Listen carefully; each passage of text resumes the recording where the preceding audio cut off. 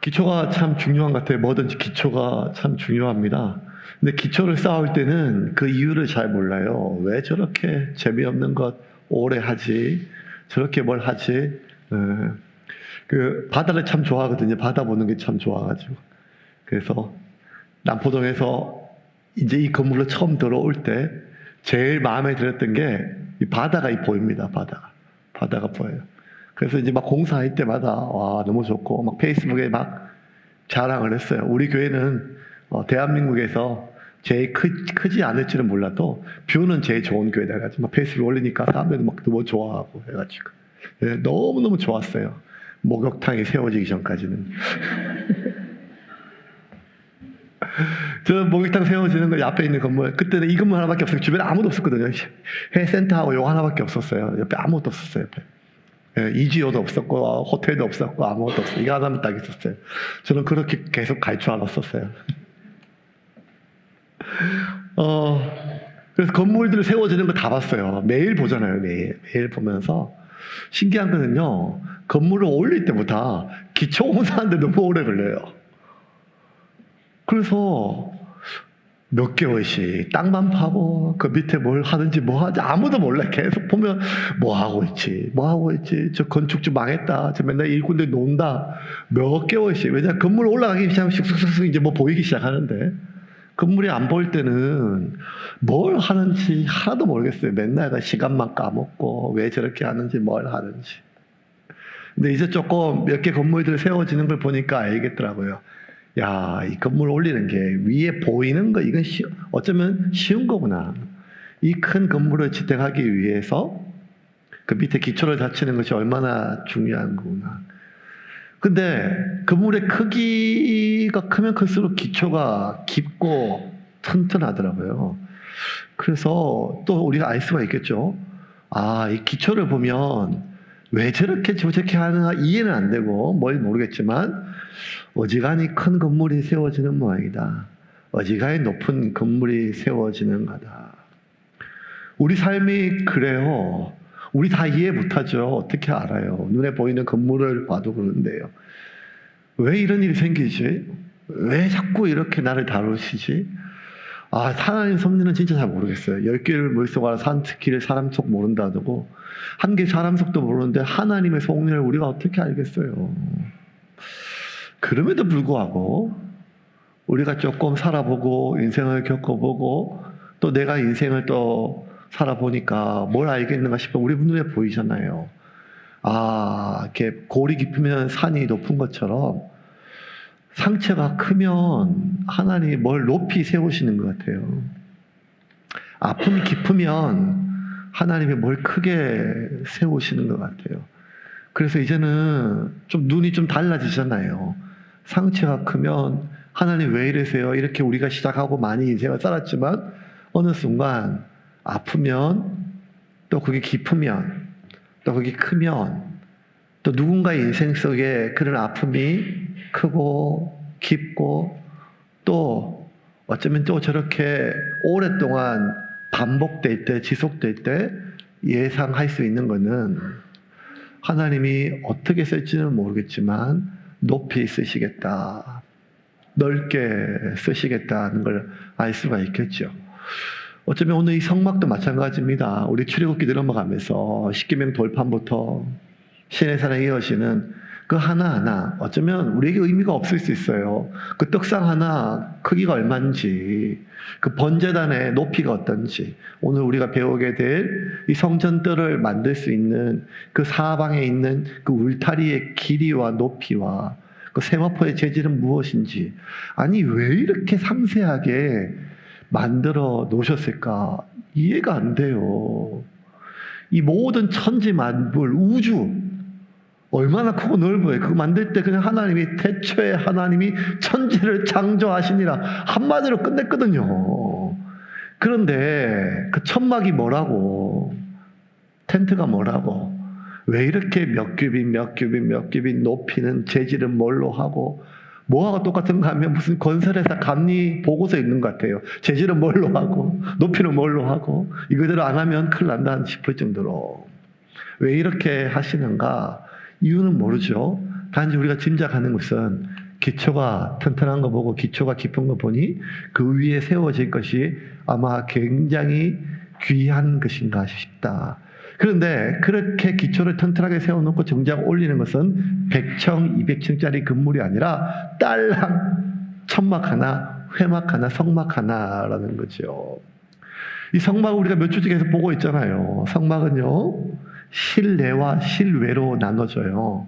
성막을 부르는 이름이 성막이라 하기도 하고 회막이라 하기도 하고, 그리고 성막을 그 지성소하고 성소에 있는 그 성막, 그것만 성막이라 하기도 하고, 그 성막 주변에 있는 모든 그 성막이라 하고, 명칭이 좀 다른데 이 성막들 실내와 실외로 구분해요. 성막 실내와 실외가 뭘로 나눠지는가 하면 첫 번째는 그 안에 있는 성물이 좀 달라요. 성막 실내에 있는 것은 제일 중요한 것, 지성소에는 법궤가 있죠. 그 다음에 지성소 바깥에 있는 성소 안에는요, 우리가 아는 것처럼 이제 그 떡상이 있고 진설병, 그 다음에 등잔대가 있고, 아직 다루지 않았지만 이제 향을 피우는 향단이 있어요. 이렇게 법궤, 떡상, 등잔불, 향단 이 4개는 실내에 있어요. 그럼 실외에는 뭐가 있는가 하면 지난주에 우리 같이 은혜를 나눴던 번제단이 있어요. 그 번제단이 지나고 나면 제사장들이 성소에 들어갈 때 꼭 손발을 씻고 자기 얼굴을 보거든요. 그걸 담아두는 물두멍이 있어요. 큰 물대야가 있어요. 이게 이제 실내와 실내가 달라요. 또 하나 뭐가 다른가 하면 들어갈 수 있는 조건이 달라요. 실내는 제사장만 들어가요. 제사장만.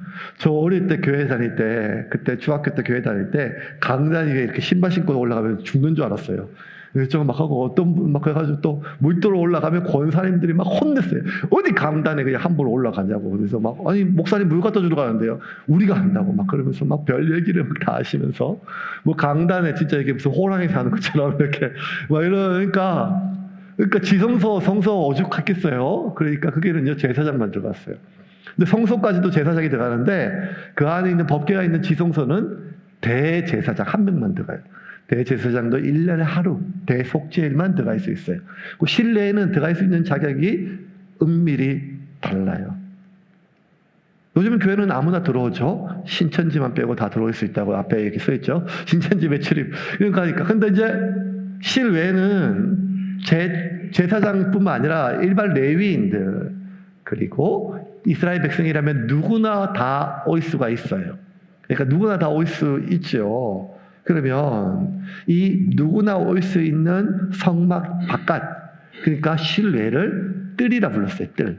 이 뜰에서 사람들이 하나님께 번제단의 제사를 지내고 그리고 나서 함께 그 제물을 나눠 먹었어요. 이 뜰을 하나님께서 만들려고 오늘 명령하세요. 1절 같이 읽겠습니다. 9절입니다. 같이 읽겠습니다. 너는 성막의 뜰을 만들지니 남쪽을 향하여 뜰 남쪽에 너비가 100규빗의 세마포 휘장을 쳐서 그 한쪽을 당하게 할지니. 약간 울리는 것 같아가지고 지금 소리. 뜰은 별로 장식이 없어요. 법궤나 뭐 이런 것들은 막 조각모로 아카시아를 만들어서 금으로 만들고 또 뭐 등잔대 살구 나무 모양으로 살구 꽃으로 막. 근데 이 뜰은요 아무런 울타리를 그냥 없고 울타리만 쳐서 바뀌었어요. 그러니까 세마포 휘장, 세마포로 천막으로 그냥 사방에 울타리를 쳐가지고. 우리가 보통 생각하는 성막은 요 울타리부터 성막이죠. 근데 원래 성막은 성소와 지성소가 있는 고구마 성막이에요. 막이라고 하면 울타리가 아니라 덮개가 있어요. 텐트잖아요, 텐트. 텐트가 덮개 있어야 되는데 이 덮개, 장막이 덮여 있는 거는 성소와 지성소예요. 천으로 덮고 그 위에 검은색 염소털로 짠 또 천으로 덮고 그 위에 또 홍색 실로 물들인 염소털로 짠 그 또 덮고 제일 마지막에 해달 가죽으로 그 위에 덮었어요. 그 성막만 그래요. 그러면 나머지 울타리 위에는 위에 덮개가 없어요. 그러니까 성막만 그 덮개가 있고 나머지는 그냥 울타리죠. 근데 울타리 안을 뜰이라 부르고 울타리 바깥을 바깥뜰이라 그랬어요. 안뜰 바깥뜰. 그러면 이 성막이라 불리기도 하고 해막이라 불리기도 하는데 이 성막과 해막은 사실 동의어예요. 하나님도 어떨 때 성막이라 부르시고 어떨 때는 해막이라 부르고 출애굽기에 성막이라고 하고 또 레위기에서는 이 해막으로 이렇게 불러요. 레위기 1장 1절 같이 읽겠습니다. 여호와께서 회막에서 모세를 부르시고 그에게 말씀하여 이르시되 회막에서 부르신다는 거예요. 그럼 성막과 회막은 동의어인데 뭐가 좀 다를까요? 강조점이 달라요. 성막이라 부를 때는요, 하나님이 거주하시는 곳이란 뜻이 좀 강해요. 하나님이 거하시는 그 집. 회막이란 것은 하나님이 하나님의 백성을 만나는 곳, 그 만남이란 뜻이 훨씬 더 강하죠. 그래서 여러분, 그 하나님이 거하시고 제사장 혹은 대제사장만 거하시는 곳을 그 하나님이 거하시는 곳 하면 성막이고, 우리 모든 사람들이 다 함께 거주할 수 있는 곳 이러면 또 우리가 하나님 만나는 곳은 회막입니다. 거기서 먹었다는 거예요. 같이 먹고 예배드리고 제사를 지냈어요. 하나님께서 이 하나님 사방의 사람들을 만날 수 있도록 그렇게 이 회막에서 만드시고 뜰을 만드시고, 그리고 세마포 할 수 있도록 세마포로 울타리를 이렇게 다 치셨죠. 그럼 이 성막의 뜰이 뭘까? 하나님 왜 우리에게 이렇게 만들어 주셨는가? 그 의미를 좀 보면, 첫 번째는요, 하나님께서 이 울타리 안으로 통해서 우리를 보호하시고 인도하신다는 거예요. 기억하세요. 하나님이 오늘 이 설교 시간에, 오늘 예배 시간에 나에게 주는 첫 번째 메시지입니다. 이번 주 나에게 중요한 것, 하나님은 당신의 백성들을 삶의 울타리를 쳐주세요. 그리고 그 울타리가 나를 지키시고 보호해 주세요. 여러분, 이 땅 전체가 하나님 만드셨어요. 우주 전체가 하나님이에요. 이스라엘 땅뿐만 아니라 가나안 땅뿐만 아니라 그 시나이 반도와 아프리카와 중동의 모든 땅이 다 하나님의 땅이에요. 그런데도 그 모든 땅에서 하나님이 당신의 자녀를 보호해 주시는 것보다도 더 특별히 하나님이 보호해 주시는 장소가 있어요. 그게 뭔가 하면 하나님의 울타리가 쳐져진 장소예요. 그 장소 안에서는 하나님이 특별히 보호해 주세요. 뭘로? 당신의 자녀들이 해야 하는 것들이 하나도 침투하지 못하도록. 여러분, 세마포란 게 진짜 무슨 화살을 뚫을 수 없는 장막 이런 것도 아니에요. 그냥 아무것도 아니에요. 그냥 천조각이에요. 그런데도 이 하나님의 울타리, 눈에 보이지 않지만 하나님의 백성은 하나님의 울타리를 통해서 하나님이 보호하시고 안전해요. 그래서 시편 91편 10절에는 이렇게 기록돼서 같이 읽을까요? 화가 내게 미치지 못하며 재앙이 내 장막에 가까이 오지 못하리니. 자, 다윗이 이렇게 얘기했어요. 화가 내게 미치지 못하고, 하나님 우리에게 이렇게 말씀하셨어요. 재앙이 내 장막에 가까이 이르지 못한다. 왜? 하나님이 울타리를 쳐주시니까요.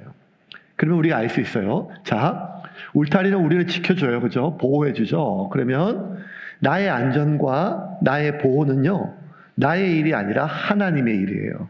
여러분, 출애굽기 시작하면서 이것 우리가 매주마다 반복적으로 각인해요. 우리가 다시 한번 반복하죠. 나의 안전은 내 일이죠. 나의 안전은 각자 자기의 인생 자기가 지켜야 되죠. 어쩌면 여러분, 우리 삶이 왜 이렇게 고단해요? 피곤하죠. 몸도 피곤하고 마음은 더 피곤해요. 왜 이렇게 몸도 마음도 피곤한가 하면 소중한 나를 지키기 위해요. 내 시간, 내 돈, 내 자존심, 내 인간의 존엄성, 내 삶, 그리고 나보다 소중한 내 가족들의 삶, 내 자식들의 인생. 어쩌면 이런 거 지키려고 지금 현재 유지하는 삶의 수준을 내가 지키려고, 인간의 존엄성을 가지고 이 대한민국에서 살기 위해서 얼마나 우리가 아침부터 저녁까지 뼈 빠지게 일하고 살아야 되는지, 그렇게 우리가 내가 꼭 이렇게까지 해야 되나 하는 그러한 자괴감이 하루에 수십 번 들어도 지금 하고 있는 일을, 그 조직을, 그 관계를 떠나지 못하는 이유는 하나밖에 없어요. 지켜야 되니까요. 내가 안 하면 누가 지켜요? 나라도 내 가정을 지키고 내 자식을 지키고 나의 삶을 지키고 지켜야 되니까. 그래서 내가 지키기 위해서, 내 안전함을 보호하기 위해서, 안전을 위해서 이렇게 그 얘기를 들었고 그 취급을 당하고 그 일을 겪으면서도 계속 그곳에 있는 이유는 좋아서가 아니라 나를 지키기 위한 몸부림이잖아요. 그래서 우리가 너무 수고하고 무거운 짐을 지고 있는 모든 것들은 결국 그 짐이잖아요. 내가 나를 지키기 위해서. 그런데 하나님이 명확하게 얘기했어요. 지금까지 내가 그렇게 살았지만 이제 내 백성이다. 내 백성이 되면 이제 너희들은 내가 지킨다. 이제 그 너의 일이 아니다. 나의 일이라는 거예요. 내가 너희들의 삶을 울타리를 쳐서 내가 지키고 보호해 준다는 거예요.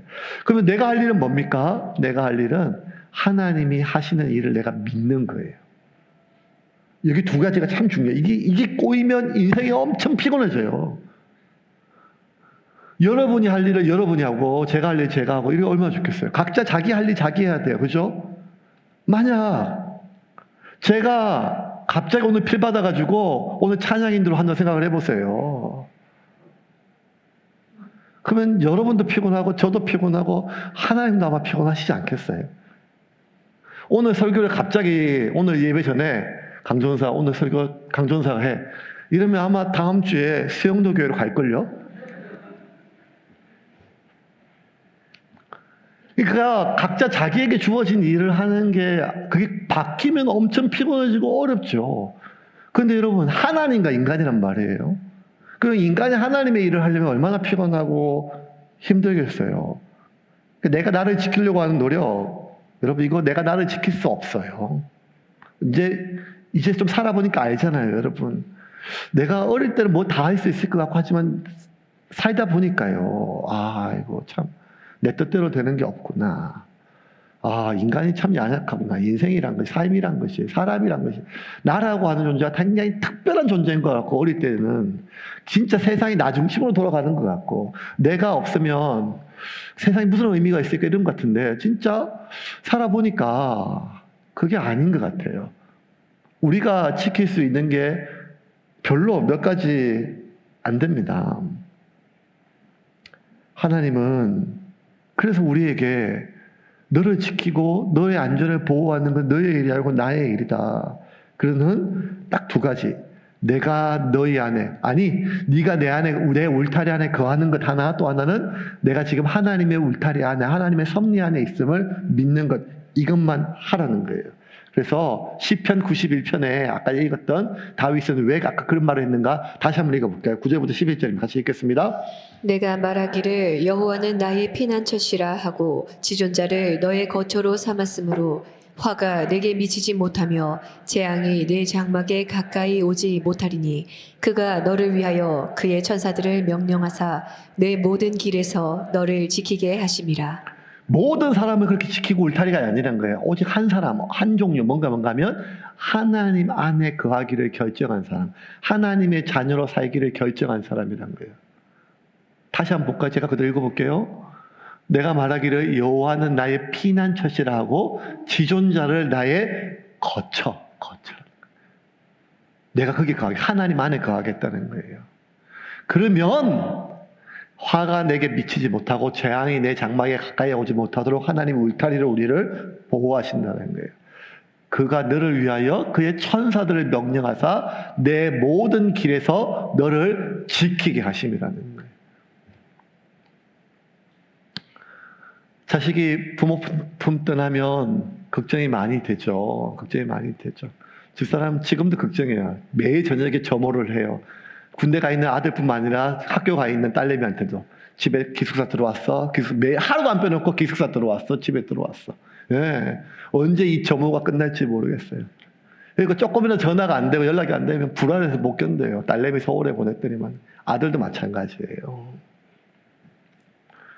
언제쯤 우리가 이 세상에서 안전하게 우리 자녀를 키울 수 있을까요? 조금 눈앞에 애가 사라지면 걱정이 팍 돼요. 여러분, 우리가 다 지킬 수 없어요. 결국 하나님께 맡겨야 되는 순간이 온다니까요. 우리가 할 수 있는 거는 하나님이 천사들을 보내주셔서 이 아이를 보호하여 주시옵소서. 이거는요, 어쩔 수 없이 나일강에 내 자식을 핏덩이를 던져야 되는 3,500년 전 이 히브리 사람들도 마찬가지지만 어쩌면 저와 여러분 지금도 마찬가지예요. 우리가 할 수 있는 까지는 최선을 다하죠. 그건 우리 본능이니까요. 그런데 결국 누가 보호하는가 하면 하나님이 보호하세요. 하나님이 천군과 천사들을 보내신다는 거예요. 그래서 하나님이 염려하지 말라고 하세요. 왜? 이렇게 하나님이 하시는데 나는 나를 지킬 수 없는데 그럼에도 불구하고 내가 나를 자꾸 지키려고 노력하는 게 뭔가 하면 그게 염려라는 거예요. 실제로 내가 나를 지킬 수 없어요. 아무리 해도 그게 오히려 뭐가 하나님의 일에 방해만 돼요. 그런데도 불구하고 내가 나를 지키려고 하는 그 나의 내적인 그 수많은 노동, 그 수고, 무거운 짐, 그게 뭔가 하면 염려라는 거예요. 그래서 하나님 염려하지 말라. 그건 네 일이 아니라는 거예요. 내 일이라는 거예요. 지금 네가 염려하는 거. 여러분 지금 염려하는 거 대부분 보세요. 그게 뭐예요? 지금 민족 복음화 때문에 지금 염려돼서 밥이 안 넘어가신 분 계세요? 몇 분 안 되잖아요, 지금. 목사인 저도 어쩌면 하나님이 이 나라와 이 민족이 어떻게 될 겁니까? 이것도 지금 고민이 되지만 더 큰 고민은 다다음 주 비가 안 와야 될 건데 소풍 가는데 뭐 이게 더 큰 고민이고 기도 제목이거든요. 이거 자꾸 그렇다는 거예요. 염려하지 말라. 그래서 빌립보에 보내는 편지에 바울이 이렇게 편지를 보냈어요. 같이 읽겠습니다. 아무것도 염려하지 말고 다만 모든 일에 기도와 간구로 너희 구할 것을 감사함으로 하나님께 아뢰라. 우리가 가장 착각하는 말씀 중에 또 하나예요. 이게 뭔가 하면 아무것도 염려하지 말라. 이 말은요, 하나님이 우리에게 안심하라고 준 약속의 말씀이 아니에요. 아시겠죠? 아무것도 염려하지 말라. 이 말은 염려 안 해도 된다. 내가 지킨다. 그러니까 안심하라. 내가 널 지켜줄게 하는 약속의 말씀이에요. 염려하지 말라라고 하는 것은 약속의 말씀이 아니라 명령어예요. 명령어. 그래서 여러분, 살인하지 말라. 간음하지 말라. 도적질하지 말라. 내 이웃을 탐내지 말라. 거짓 증거하지 말라. 염려하지 말라. 똑같은 명령어란 말이에요, 여러분. 이 말은 염려는 내가 믿음이 약해서 내 안에 어쩔 수 없이 하나님이 도와줘야 될 명령이 아니라 살인처럼, 간음처럼, 도적질처럼 우리가 하나님 앞에 범죄하는 행위란 말이에요, 염려가. 왜요? 인간은요, 원래 만들 때부터 하나님을 지향하고 하나님을 의존해야 살 수 있는 존재로 만들었어요. 하마르티아, 죄라는 말이 관역에서 떠난 상태잖아요. 그러면 내 마음의 중심에 하나님이 있어야 되죠. 그러면 내 마음에 하나님이 아닌 다른 것을 향하여 계속 마음이 집중되고 생각이 집중된다면 그게 내 마음이 관역을 떠난 거잖아요. 그게 죄란 거예요. 그래서 살인가처럼, 간음처럼, 도적질처럼 염려도 간음 같은 죄란 말이에요. 단지 우리 안에 수치심이 덜할 뿐이지 하나님 보실 땐 똑같고 우리의 영적 상태도 똑같다는 거예요, 여러분. 간음이나 염려나 우리의 영을 더럽혀요, 똑같이. 살인이나 염려나 우리의 영을 똑같이 죽여요. 거짓 증거나 염려나 우리의 영을 똑같이 혼란케 해요. 그래서 여러분 아무것도 염려하지 말고 오직 모든 일에 기도와 간구로 너희 구할 것을 감사함으로 하라. 이거는 하나님께서 우리에게 주신 약속의 말씀보다 더 강력한 명령의 말씀이라는 거예요. 왜? 내 안에, 내 생각 안에, 내 마음 안에 하나님이 아니라 그 불안의 대상, 염려의 대상, 그 불안케 하는 그 일, 그 염려케 하는 그 사람, 두렵게 하는 그 상황, 그게 내 안에 가득 채우게 되니까요. 그래서 여러분, 우리가 할 일은 하나뿐이에요. 계속 반복해, 지금. 내가 하나님 울타리 안에 거하기를 결정하는 거예요. 그리고 두 번째, 그랬다면 만약에 반대로 내가 하나님 울타리 안에 있지도 않으면서 내 영혼은 안전합니다, 찬양 100번 불러도 여러분 그 옆에 있는 꼬마 보살한테 부석 하나 붙인 거하고 똑같이 뭐가 또 할라. 이게 하나님하고 아무 상관없는데요. 내가 혼자 그렇게 착각하는 게 뭐가 착각이 있어요.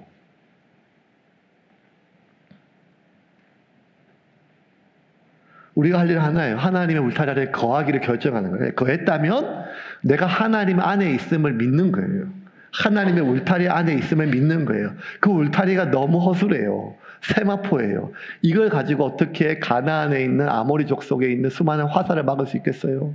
이걸로 어떻게 저 강대국, 그 철기 문화를 사용하고 있는 저 여리고성의 군대를 막을 수 있겠어요? 안 돼요. 그런데도 불구하고 우리가 믿는 거예요. 지금 쳐져 있는 것은 저 천조가리가 아니라 하나님의 군대라는 거예요. 눈에 보이지 않는 그 군대를 믿음의 눈으로 보일 수 있을 때 벌벌 떨고 있는 게하시가 아니라 그 안에서 평안히 잘 수 있는 엘리야가 될 수 있는 것입니다. 이 말을 오해해서 생각하지 말고 아무 생각 없이 그냥 편안하게 낚아주고 살아라 이 말이 아니에요. 여러분 생각하라는 거예요. 대비하라는 말이에요. 단 생각의 대상이 그 염려의 대상이 그 지금 내가 계속 생각하고 있는 대상이 지금 내가 염려하는 그 일인가 그 사람인가 그 상황인가를 보라는 거예요. 아니면 하나님인가 내가 지금 생각하는 대상이 그 염려의 대상이 나에게 할 일인가 상황인가 아니면 하나님이 나에게 하신 일인가 그 차이란 말이에요. 이 차이가 결국 삶을 완전히 바꿔요. 그래서 여러분 하나님을 믿느냐 안 믿느냐 지금 그 얘기하는 거 아니냐요. 지금 하나님을 믿는 하나님의 자녀예요. 하나님의 백성이에요. 근데 그가 안전하냐 안전하지 않냐 그 말도 안 해요. 그가 안전함을 누리느냐 못 누리냐는 거예요. 그가 만약에 불안해하면요 여러분 늘 지금 안전하지 않는 거죠. 안전한 사람들 안전한 공간에 아무리 이런 거 붙였다고 여러분 그게 이렇게 안전이 돼요? 안전하지가 않거든요. 그래서 여러분 우리는요 지금 하나님을 믿느냐 안 믿냐 이 말을 얘기하는 게 아니라 지금 내가 하나님 안에 거함을 확신하냐 이 말이에요. 하나님 안에 거하고 있느냐 이 말이에요. 그렇지 않으면 우리는 매일 불안해하고 염려하며 산다는 거예요. 아 목사님 또 답 없는 얘기 하신다 이런 생각 할 수가 있어요. 저도 그런 생각 들거든요. 설교 준비하면서 이게 무슨 말이지?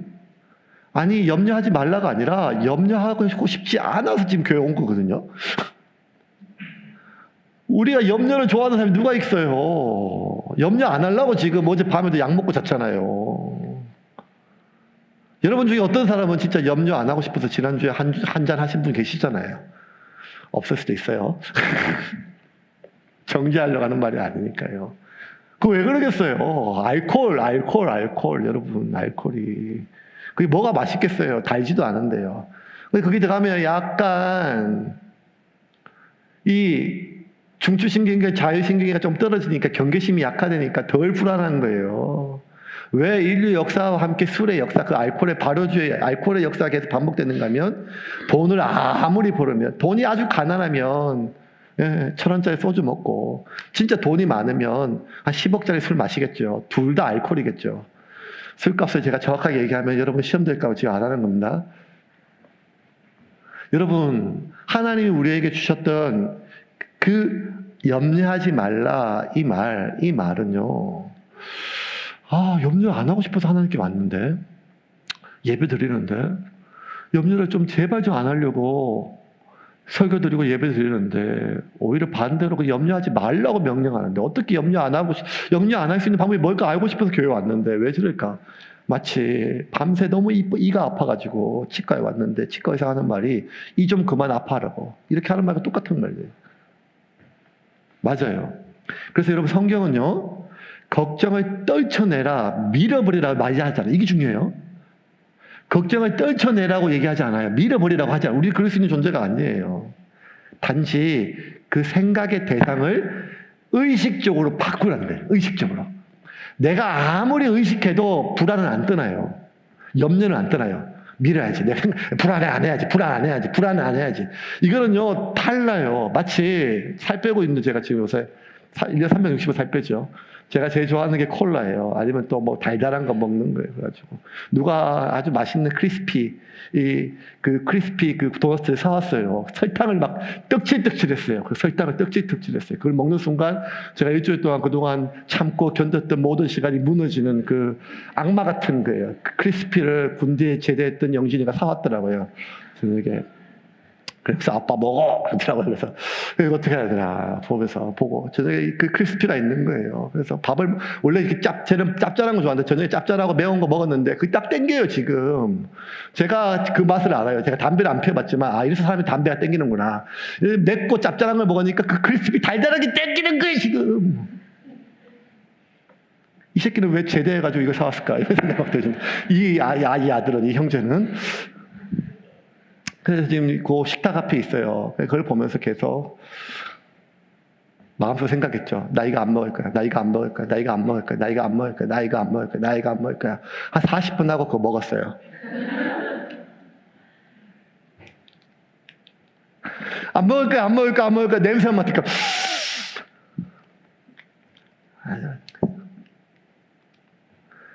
하나님, 이 유혹을 이길 수 있는 힘을 주십시오.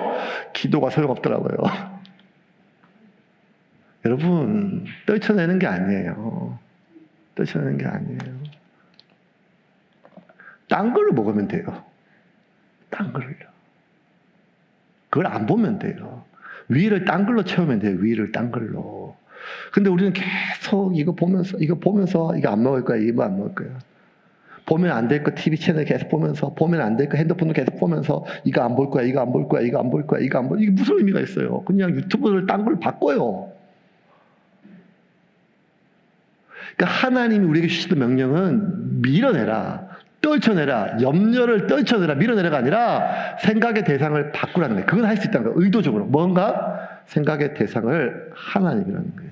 지금 나로 하여금 염려하게 하는 그 일, 지금 나로 하여금 불안하게 만드는 그 사람, 지금 나로 하여금 억눌리게 만드는 그 일과 사람으로 인해서 나에게 발생한 그 일, 그 상황, 거기에 집중된 내 마음을, 그게 아니라 하나님이 나에게 하신 일을 기억하라는 거예요. 의도적으로. 이건 우리가 할 수 있어요. 근데 자꾸만 완전히 안 돼. 그냥 의도적으로 하나님이 나한테 지금까지 살면서 하신 일이 있잖아요. 그 하신 일을 기억하세요. 하나님이 나에게 하신 일을 기억하다 보면요, 신기하게도요, 하나님이 나에게 하실 일이 믿어지기 시작해요. 그렇게 하나님이 나에게 하실 일이 믿어지기 시작하면 하나님이 나에게 주셨던 약속이 믿어져요. 그게 설교해 주신 말씀이든지 내가 읽었던 말씀이든지, 그렇게 하나님이 나에게 하실 일이 믿어지고 기대되고, 그리고 그 말씀이 내가 믿어지기 시작하면 내 안에 염려가 떠나요. 하나님이 나에게 하실 일이 믿어지기 시작하면 내 안에 어떤 마음이 생기냐면 내가 안전함이 확신돼요.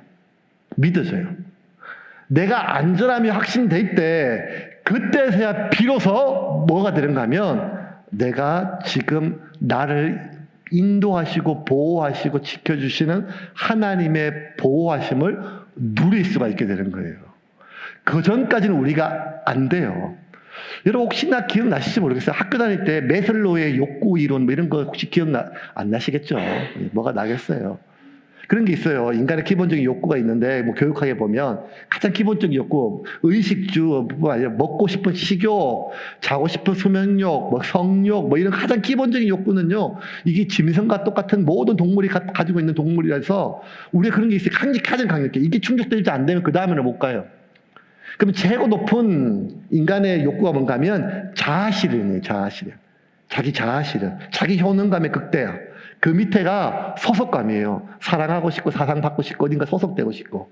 그러면 그 위로 갈수록 인간의 상위 욕구거든요. 그 밑에 욕구인데 분명한 거는 밑에 욕구가, 아니 지금 배고파 죽겠는데 자아실현 욕구가 없어요, 여러분. 지금 잠을 못 잤는데 어디 소속되고 싶어요. 안 돼요. 지금 귀찮아 죽겠는데 누구 찾아오는 것보다 그냥 다 불 끄고 자고 싶어요. 피곤한데.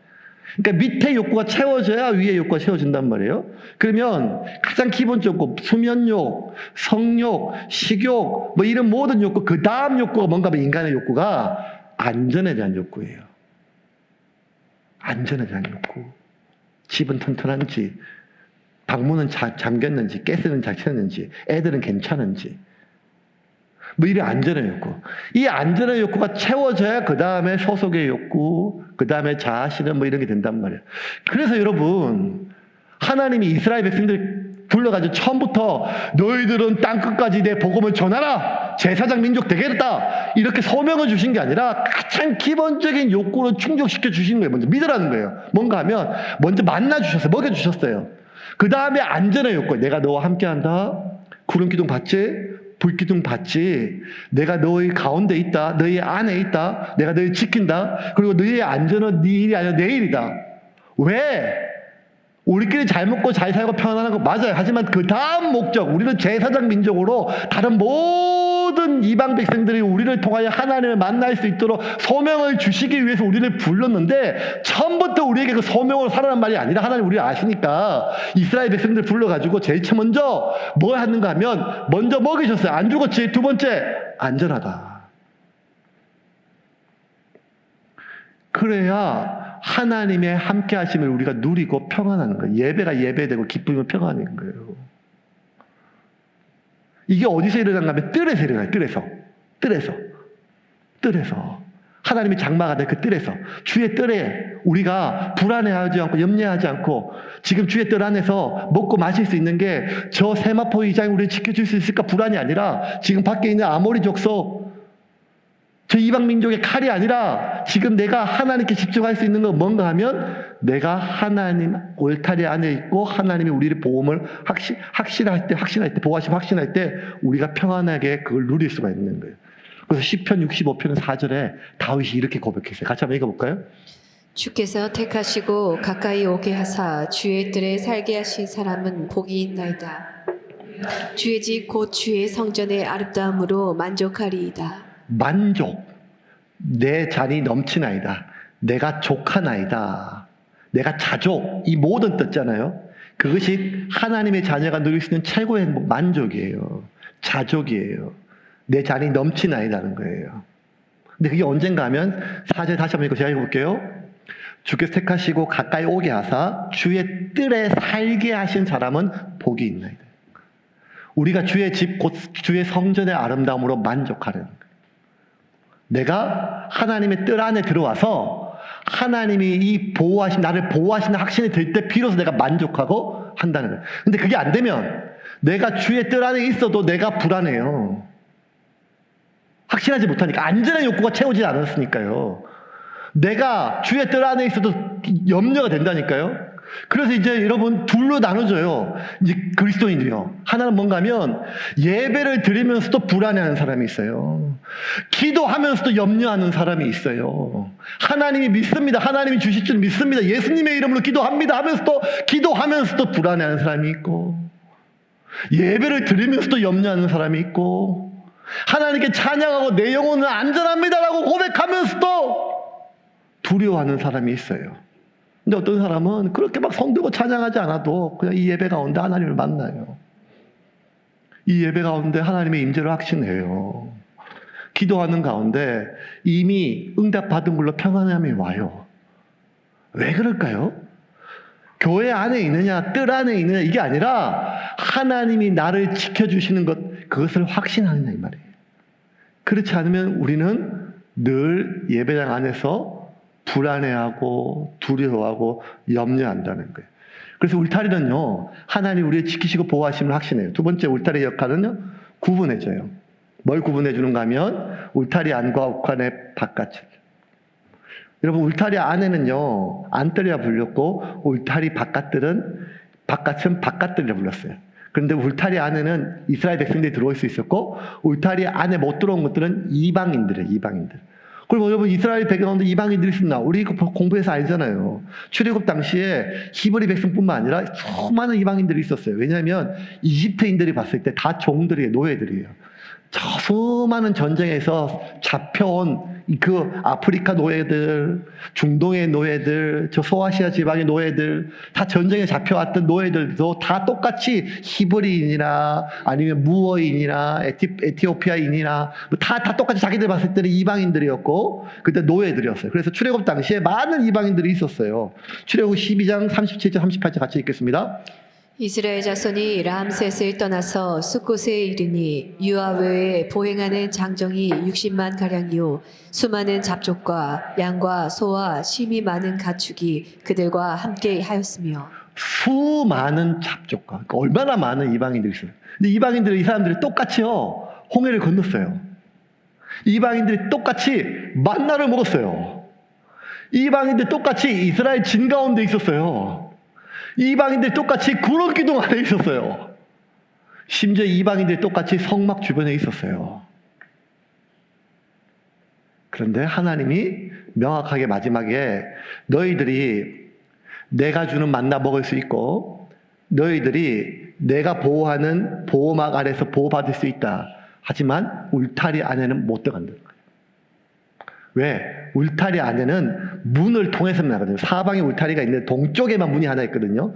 그 동문을 예수 그리스도를 상징해요. 성막의 울타리는요, 노쇠로 만들었어요. 노쇠. 그리고 지난주에 본 것처럼 성막 성소 안에는요, 다 금으로 장식했어요. 법궤를 아카시아 나무로 만들어서 그 위에 금으로 싸고, 떡상도 마찬가지고, 등잔은 금으로 만들어요. 근데 여러분, 이 뜰에 있는 모든 것들은 다 노쇠로 만들었어요. 번제단, 물두멍, 그리고 울타리에 있는 기둥들 다 노쇠로 만들었어요. 근데 여러분, 노쇠가 뭘 상징하는가 하면 성자 예수님을 상징해요. 지성소는 성부 하나님의 그 순수성, 노쇠는 예수 그리스도를 상징해요. 인간을 죄를 대신 지시고. 그래서 여러분, 뜰 안에 있는 모든 것들은 어쩌면 성소는 성부 하나님이 거하는 곳이고, 뜰은 우리 백성들을 위한 하나님의 곳인데, 하나님 정하신 곳인데, 뜰에 있는 모든 기물들은 예수 그리스도를 상징하는 노쇠로 만들었어요. 왜 노쇠가 예수를 상징하는가 하면 이미 하나님께서 우리가 이해하지 못하지만 예수님이 이 땅에 오시기 1500년 전에 보여주셨어요. 이스라엘 백성들이 또 어디 가다 불평했어요. 불평하니까 민수기를 보면 불평하니까 하나님께서 불뱀을 보내가 다 물려서 죽어가요. 그때 이스라엘 백성들이 하나님께 막 부르짖고 모세가 또 하나님께 부르짖고 하나님께서 그러면 노수로 뱀을 만들어서 높이 들어라. 그 뱀을 보는 사람 살겠다. 이 간단한 건데 이거 한 사람과 안 사는 사람 안 한 사람이 많았다는 거예요. 쳐다보기만 하면 사는데 그거 본다고 뭐 살겠어. 여러분 예수를 믿으면 구원받는데 그거 뭐 예수가 뭐가 누군데 이렇게 할 수 있는 거 똑같은 것처럼 똑같이 내가 죽어가고 불뱀에 물려가 죽어가는데도 그 안 본 사람이 많았단 말이에요. 그런데 그 노수로 만든 뱀을 바라본 사람은 다 살았어요. 그 노뱀 예수 그리스도를 상징하는 걸 우리가 이제는 알잖아요. 민수기 21장 7절과 9절 같이 읽겠습니다. 백성이 모세에게 이르러 말하되 우리가 여호와와 당신을 향하여 원망함으로 범죄하였사오니 여호와께 기도하여 이 뱀들을 우리에게서 떠나게 하소서. 모세가 백성을 위하여 기도하매 여호와께서 모세에게 이르시되 불뱀을 만들어 장대 위에 매달아라. 물린 자마다 그것을 보면 살리라. 모세가 노뱀을 만들어 장대 위에 다니 뱀에게 물린 자가 노뱀을 쳐다본즉 모두 살더라. 그래서 여러분 성막에 있는 뜰에 있는 모든 기구는 노수로 만들었어요. 27장 19절 한번 볼까요? 27장 19절 말씀 같이 읽겠습니다. 성막에서 쓰는 모든 기구와 그 말뚝과 뜰의 포장 말뚝을 다 노수로 할지니라. 그러니까 여러분 하나하나가 하나님께서 다 깊은 의미를 배열하시고 하나하나 만드신 거예요. 그러면 이 성막 안에, 이 울타리 안에, 하나님의 보호 안에 들어갈 수 있는 사람, 너희가 같이 먹었어요. 그리고 그 이방인들도 오랫동안 살아보니까 하나님 알았어요. 심지어 하나님 믿었어요. 그래도 하나님 안에, 뜰 안에 못 들어가요. 왜? 뜰 안에 들어갈 수 있는 것은 문을 통해서만 들어가는데, 이 울타리 문은 동쪽에, 해가 뜨는 동쪽에 한쪽만 문이 하나 있었어요. 그 동문을 예수의 문이라고 사람들이 아는데, 그 예수의 문, 동쪽 문, 그 문을 통과해야만 그 하나님이 계신 성소로 뜰로 들어갈 수가 있었어요. 그래서 그 문을 예수를 통하지 않고 장막을 넘어가는 사람 다 도둑이고 이방인이고 나쁜 거예요. 예수님이 똑같은 말씀을 하셨어요. 10장 1절 같이 읽겠습니다. 때가 진실로 진실로 너희에게 이르노니 문을 통하여 양이 우리에 들어가지 아니하고 다른 데로 넘어가는 자는 절도며 강도요. 자, 결국 예수 그리스도를 통해서만 갈 수 있다는 거예요. 그럼 이제 마지막 결론입니다. 여러분 결국 저와 여러분은 이제 눈으로 하나님을 만나요. 예수님을 만나요. 주님을 만나요. 우리가 하나님께 가는 그날 아니면 예수님께서 이 땅에 오시는 그날 아시겠죠? 그때 하나님이 한 사람 한 사람 한 사람 다 청량하세요. 뭘 청량하는가 하면 나를 믿느냐 나보고 주여 주여 하느냐 이게 아니었어요. 지금 너희들이 어디 안에 거하고 있느냐는 거예요. 울타리 안에 있느냐 울타리 바깥에 있느냐. 계시록 11장 1절 2절 읽고 말씀 정리하겠습니다. 같이 읽겠습니다. 또 내게 지팡이 같은 갈대를 주며 말하기를 일어나서 하나님의 성전과 제단과 그 안에서 경배하는 자들을 측량하되 성전 바깥 마당은 측량하지 말고 그냥 두라. 이것은 이방인에게 주었은즉 그들이 거룩한 성을 42달 동안 짓밟으리라. 수많은 이방인들이 있었어요. 그들은 같이 출애굽 무리와 같이 이스라엘 백성들과 함께 있었어요. 하나님은 똑같이 대했어요. 똑같이 대했어요. 하나님 그들을 먹이셨어요. 만나를. 구름 기둥으로 불 기둥으로 인도하시고 반석에서 물로 그들을 먹였어요. 심지어 그들은 회막 주변에 있었어요. 하지만 하나님 정확하게 구분하세요. 뜰 안에 있느냐 뜰 밖에 있느냐. 뜰 바깥에 있으면 이방이라는 거예요. 뜰 안에 있으면 하나님의 자녀라는 거예요. 그럼 그 뜰은 뭔가? 히브리인으로 태어나야 되는가? 아니요. 그 뜰은 히브리인이든 이방인이든 그 양의 문, 동문으로 들어간 사람, 하나님을 아는 사람, 하나님을 믿는 사람이 아니라 결국 내가 예수를 통과한 사람, 예수가 나의 죄를 위하여 죽으셨음을 믿고 예수를 만난 사람만이 결국엔 마지막 때에 구분이 된다는 거예요. 어쩌면 이 말씀은 우리에게 참 무겁고 힘든 말씀일 수 있어요. 무려 40년을 그들은 같이 하나님과 함께 예배하고 회막 주변에 머물렀어요. 40년을. 여러분, 우리도 그럴 수 있어요. 40년 교회 다닐 수 있어요. 예배 드릴 수 있어요. 심지어 전도할 수도 있어요. 그런데 여러분, 주님이 물으시는 건 하나밖에 없어요. 양의 문을 통과했느냐는 거예요. 예수 그리스도를 인격적으로 만났냐는 말이에요. 인격적으로 만난다는 말은 무슨 신비한 체험을 얘기하는 게 아니라 그 예수가 나의 죄를 위하여 죽으셨음을 믿느냐는 말이에요. 그리고 그분이 나의 구원자일 뿐만 아니라 주인임을 받아들인다는 말이에요. 내가 그분의 종임을 내가 인정한다는 거예요. 그래서 오늘도 내가 그분의 음성을 듣기를 결심하고 주님의 명령에 순종하기를 결심하고 나의 뜻과 나의 욕망과 나의 기도 제목을 하나님께서 응답해 주기를 원하는 것이 아니라 내 주인이신 하나님이 나에게 원하시는 것이 무엇인지를 묻기를 원한다는 거예요. 여러분, 지난 한 주 수고하고 무거운 짐을 지시고 살아오셨습니다. 그 예수는 우리의 무거운 짐을 대신 들어주시는 분이십니다. 왜? 나의 안전은 내 일이 아니기 때문입니다. 그런데 우리는 왜 그토록 오랫동안 예배 드렸음에도, 어쩌면 세원교회 와서 10년 넘게 이 말씀을 들었음에도 불구하고 왜 여전히 우리는 기도하면서도 걱정이 되죠? 왜 우리는 말씀을 들으면서도 말씀을 믿음에도 불구하고 염려가 되죠? 왜 우리는 찬양하면서도 불안해할까요? 하나님 안에 들어오십시오.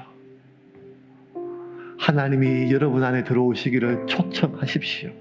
주님, 오늘도 내 생각과 내 감정과 내 영혼 속에 성령 하나님이 오셔서 나를 다스리시옵소서. 그리고 내가 하나님 안에, 하나님의 울타리 안에, 하나님의 섭리 안에 있음을 확신하십시오.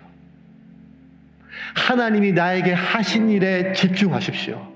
그 일, 그 사람이 여러분에게 할 일에 집중하는 것이 아니라 하나님이 지금까지 여러분에게 하신 일에 집중하시면 내가 안전함을 확신할 수 있습니다.